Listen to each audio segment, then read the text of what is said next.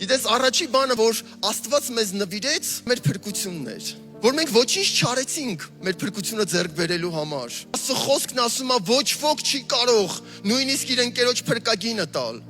Մենք ոչինչ չէինք կարող անել, որ մենք մեր փրկությունը ձեռք բերենք, բայց Տերը սիրեց մեզ, Տերը ընտրեց մեզ եւ Տերը իր փրկությունը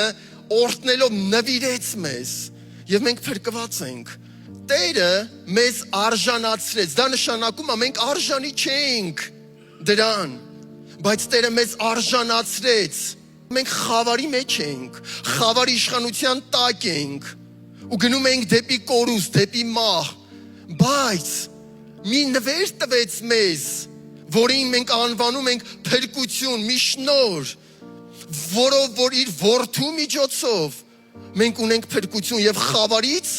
տեղափոխվեցինք իր զարմանահրաշ լույսի Քրիստոսի արքայության մեջ։